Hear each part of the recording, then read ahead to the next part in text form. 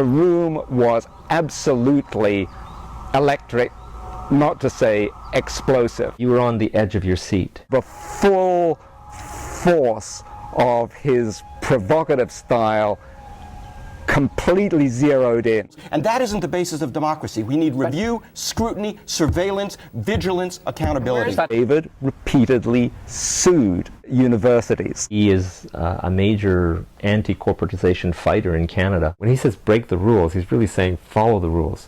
He's saying follow your heart. Of course, you only had to be with David for a little while to realize how much energy was packed into this small frame. I think it's going to be a net loss in jobs, frankly. And the jobs that will be created will be jobs for John and his friends. Okay, and that's what we're talking about here.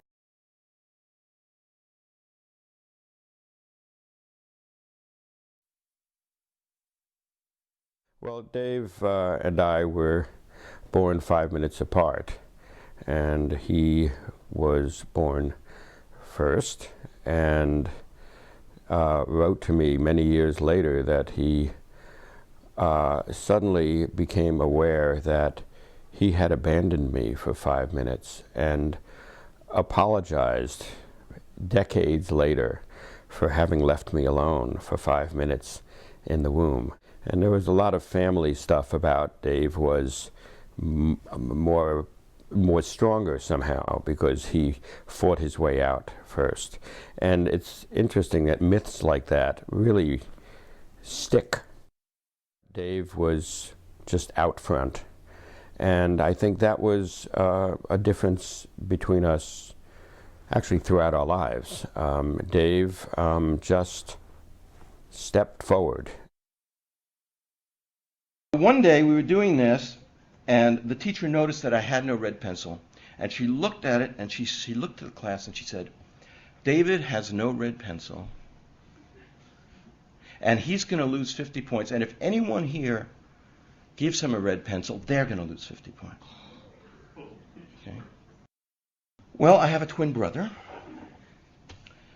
also on the shit list, and he jumped up from the back of the class and said, Dave, catch!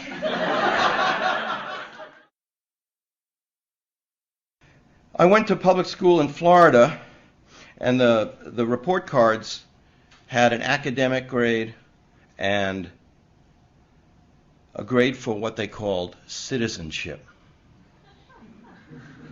One time, I thought I was, doing okay, and I got the report cards. The teacher was handing out the report cards, and I got my report card. Another F in citizenship. And so I ripped the thing right in front of the teacher's face. Okay? I was so furious. What is this? Okay? Another story was when he was in an algebra class, and Mrs. Martinez was giving back the tests, and she said, well, everyone did well except David, he flunked. So when my mother was on her deathbed, literally, and we were sort of reminiscing, and I asked her, I said, what was it? Why was I always getting in trouble in school? And she said something that really has stuck with me. She said, you weren't a bad kid. She said, you were happy-go-lucky. And you didn't want anybody messing with that. Think about that for a minute. That I was constitutionally a happy-go-lucky kid. And then teacher would say, shut up. And I'd say, fuck you.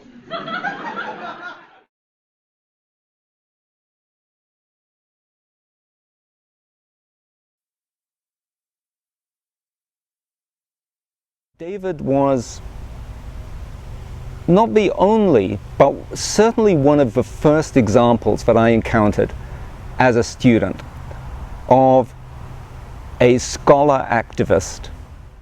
And I remember that it was a revelation to me to meet someone who evidently had the depth of scholarship which David brought to his work, and at the same time the sheer pugnacity, the fighting spirit, the militancy. That was very, very inspirational indeed. But the other thing about David's activism, I think, was its sheer persistence. And the really remarkable thing about David is how long he hung in. I mean, not even just how long he hung in, but how long he continued on the offensive. This was a man with real political stamina and durability. And that's something that I think I'll always remember about David. He was fired from basically every job he's ever had, except the last one. So he just knew what it was like to take on these institutions, these ruthless institutions and the executives that run them.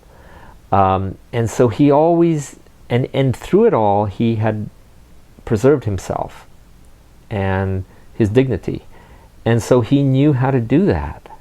And so I miss, those are the moments where he gave me the most.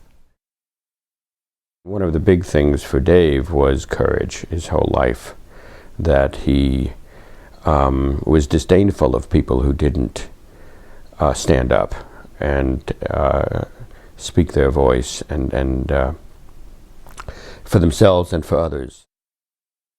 But when he won the award from the Nader Trust for his courage, his civic courage, that was the highlight for him, that finally somebody recognized what he was all about.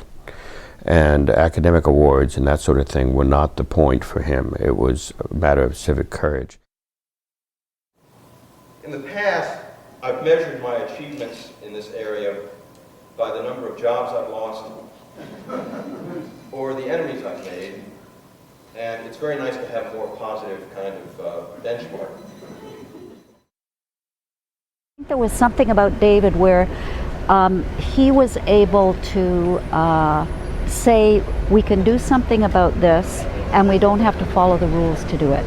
So there was a kind of liberating feeling with David. Now, where other people would feel the constraints of convention or what kind of trouble might we get in, what might be the consequences to my career of doing this. I mean, David was a model of, I don't care what happens to my career, just leap out there and do it.